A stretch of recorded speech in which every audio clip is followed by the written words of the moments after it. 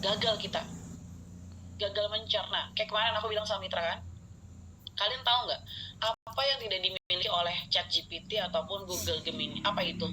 Mentor yang menegur. Dia nggak mungkin negur kita, apalagi dia nggak punya perasaan untuk mendoakan kita. Ya, dia juga, mohon maaf ya, kita udah tahu bagaimana dipengaruhi oleh satu oknum tertentu yang invest agar informasi itu dipengaruhi oleh dia. Dan kita sebagai orang muslim harus sadar bahwa kita nggak boleh lepas dari Quran. Nah, kalau kita lepas dari Quran, selesai kita. Dan bisa juga kayak gitu, teman-teman. Jadi, aku berharap walaupun nanti kita selesai tilawahnya jam sekian, ya, itu jangan selesai di sekian jam itu. Tapi, ayo, setelah tutup Quran, gimana nih caranya kita mengaplikasikan Quran dalam bisnis kita.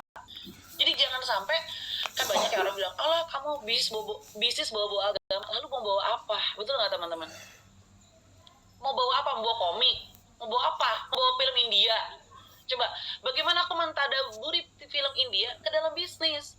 Bagaimana aku mentadaburi misalnya film drama Cina ke dalam bisnis? Ya tentu aku bawanya agama, betul nggak teman-teman semua? Cuma ini kan kita bisa dijelaskan pada semua orang. Cuma kita sebagai orang Quran, kita tahu yang mana informasi yang benar. Nah, ini aku baca kalimat bagus banget ya. Ini ada satu buku self improvement, dia tulisnya gini, ketika kamu punya cara berpikir yang baik, nggak ada yang bisa menghentikan kamu untuk menjadi baik. Ketika pola pikir kamu baik. Tapi ketika pola pikir kamu nggak baik, maka tidak ada satupun orang yang bisa membantu kamu. Jadi teman-teman di luar sana akan beredar tuh banyak hal. Alah ngapain bisnis? Ya mending ini gitu ya. Ngapain jualan online? Mending pinjol, ya nggak? Mending judol. Banyak gak kira-kira tuh kalimat-kalimat kayak gitu, Dar? Teman-teman, percayalah dengan kun fayakun Allah. Kalau Allah bilang jadi, jadi. Jadi jangan kayak, kalau kemarin ya aku habis ikut pembinaan dari guru kita bersama, itu Mas Ilpo Santosa di rumahnya beliau kemarin. Beliau mengatakan bahwa ketika seorang pengusaha itu kesenangannya, kebahagiaannya tergantung pada omset dan tergantung sama uang, berarti maaf banget dia menuhankan uang. Betul gak? Harusnya ketika kita bisnis, kita harus menilai dari Allah. Apa udah itu aja, itu udah keren. Sebentar, patin dulu ya Mas Idik ya. Nah, jadi ketika ya kita hari ini, mohon maaf banget, kebahagiaan tergantung sama omset, itu kita lagi menuhankan uang. Jadi harusnya kita menilai dari Allah, kita dalam bisnis dapat apa sih? Coba, kita di bisnis kesehatan, kita dapat apa? Pertama, ngajak orang sehat, betul nggak? Kemarin aku berjumpa dengan presiden direkturnya Kalbe Pharma selama 35 tahun. Bayangin, 35 tahun jadi presiden direkturnya Kalbe Pharma. Dan kita tahu, ya ada perusahaan macam-macam kesehatan di Indonesia, tapi Kalbe Pharma gede untuk gede banget teman-teman. Beliau itu ya di Kalbe awalnya dari karyawan biasa, jadi perintis nih. Ya, dari karyawan biasa menjadi presiden direktur. Berarti kan ada yang dia lakukan sampai akhirnya dia jadi presiden direktur. Boleh nggak aku ceritain tentang beliau sekarang, teman-teman? Enaknya sekarang apa besok ya? Sekarang. Ya, jadi aku langsung kegambar gini. Beliau itu di Kalbe, produk kesehatan. Maaf banget, beliau tidak baca Quran kayak kita hari ini, pagi ini. Nggak dari awal Ramadan, beliau juga tidak mengikuti Ramadan. Tapi beliau bilang, saya tuh berada di Kalbe, merasa udah melakukan sesuatu yang mulia. Kenapa? Karena saya mengajak orang buat sehat.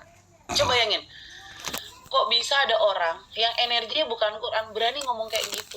Kita berada dalam dunia kesehatan, itu enak banget, potensinya gede. Sekarang pertanyaan aku, misalnya seandainya nauzubillah terjadi perang, kesehatan perlu gak? Oke. Lagi banjir, ada bencana, apa aja bencananya, perlu kesehatan gak? Nah, sekarang pertanyaan aku lagi, mohon maaf ya, orang yang kalangan atas ekonominya perlu kesehatan gak? Kalangan menengah perlu kesehatan gak? Maaf banget, kalangan bawah itu perlu kesehatan gak? Orang yang lagi puasa, orang yang lagi gak puasa perlu kesehatan gak? Bayi, balita, remaja, orang tua, senior perlu kesehatan gak? Berarti pasar kesehatan luas atau luas banget? Yang mana teman-teman? Coba kasih tahu dulu nih. Luas atau luas banget teman-teman? Banget. Jadi kalau pasar yang luas banget, penjualan yang enggak gede banget, itu salahnya di mana teman-teman? Sampai muntah-muntah gitu ya. Salahnya di mana teman-teman? Sehari diminta closing 2 botol deh, nggak closing segitu. Kenapa itu terjadi dengan yang luas banget itu teman-teman? Kenapa itu terjadi? Kenapa? Ya kan? Coba kemarin kan kita tanya sama Kalbe Farma tentang bagaimana mereka ya berjualan lah ya gitu. Beliau bilang beliau cuma melakukan satu hal, apa itu? Cerita. Apa? Cerita. Bahkan dia bilang, enggak saya nggak usah jualan. Ya, yang penting cerita dan non-stop ceritanya.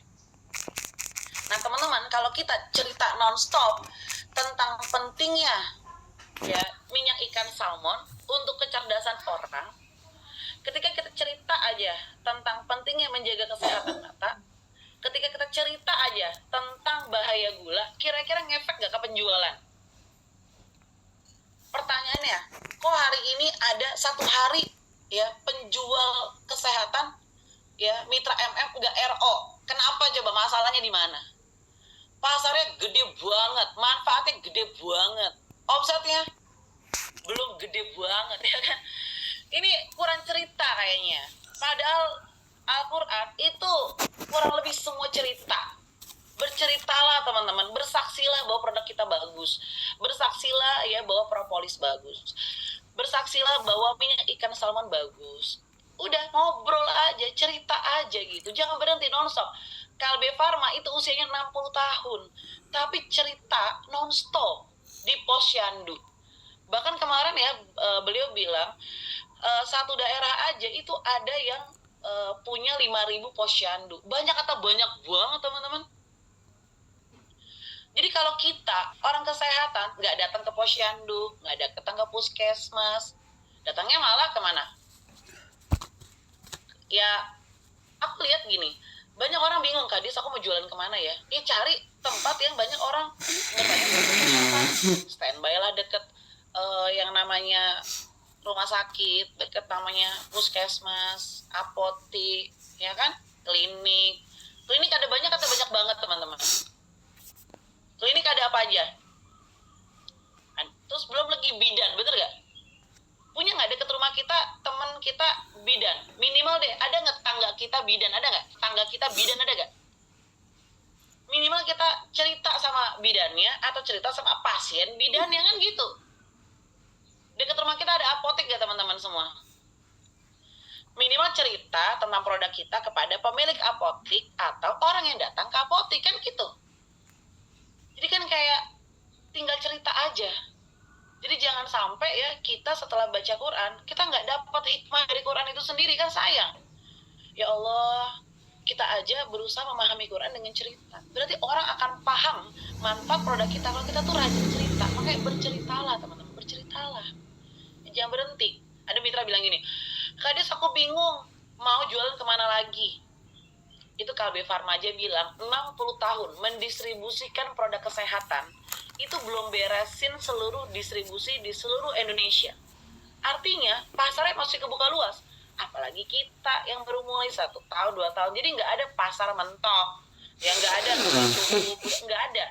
Karena yang udah 60 tahun aja ngelakuin edukasi kesehatan itu masih terus bercerita dan nonstop sampai hari ini. Mana aku dapat informasi bilang apa? Kalau teman-teman bisa menjelaskan tentang bahaya kanker, itu bagus teman-teman. Kenapa? Karena sekarang orang itu kalau kanker dan tidak deteksi dari sekarang, kemungkinan besar nanti udah di versi yang level akut gitu. Jadi dari sekarang hati-hati dengan segala kanker, dan kalau kita bisa sampaikan tentang ini dan mereka menggunakan propolis minimal ya itu akan membantu meregenerasi sel sehingga nanti mudah-mudahan nggak sampai yang berat banget masalahnya gitu. Jadi deteksi dari awal. Jadi kayak ayo Bu ya minum propolis, ini bisa untuk meregenerasi sel, dan kita tahu sel kita melakukan beregenerasi nih. Jadi kalau kita pakainya produk yang bisa membantu meregenerasi sel, ini bagus untuk kesehatan, minimal mencegah kanker. Oke? Kira-kira kalau kita ngomong kayak gitu sama orang, kira-kira orang dapat informasi bermanfaat gak teman-teman? Jadi tolong habis baca Quran, ya bikin action plan, bikin rencana. Mau cerita ke siapa kita hari ini? Mau cerita di mana hari ini? Mau offline, mau online? Mau ke siapa? Ke kasih kakak? Ke siapa nih? Ke Mas Ulil kah? Ke Kak Imas kah? Ke Bu Lilis kah? Kemana? Pikirkan. Jangan cuma kayak ya udah ntar ketemunya. Ya ntar nggak ketemu orang, bener nggak teman-teman? Ya yang udah aja yang kita kenal aja dulu. Kalau ternyata udah selesai semua nih yang kita kenal, kita jelasin tentang produk kita, ya udah kita tinggal ke online. Berarti posting, ya, kemudian bikin video, ya. Ini kita sharing terus. Siap ya teman-teman ya? Bismillah nih ya. Abis ini aku pengen teman-teman itu bisa closing dan bisa RO harian, ya. Kalau kita usaha RO harian, nanti Allah kasih rezeki harian. Tapi kalau kita ya udahlah, nanti kalau ada baru kita nanti order misalnya gitu. Nah, itu kita bukan pengusaha. Kenapa? Karena pengusaha itu berusaha untuk setiap hari itu ada bon, gitu ceritanya. Setiap hari ada struk yang keluar. Nah, kita mulai nih di niat kita pagi ini. Kayak kemarin kan aku mau beli misalnya lontong deh. Aku mau beli misalnya 100. Nah, dia siapin lontongnya 20. Berarti kan minus 80 ya. Kira-kira aku jadi beli nggak teman-teman? Misalnya gini, Bu, beli lontong 100. Ya, Mbak, cuma ada 20. Aku jawabnya apa? Ibu ini nggak yakin akan terjual 100, benar nggak? Padahal orang yang kayak aku gini ada. Yang tiba-tiba mau beli lontong 100. Terus boleh nggak dia bilang gini, yaudah deh PO dulu aja ya, nanti saya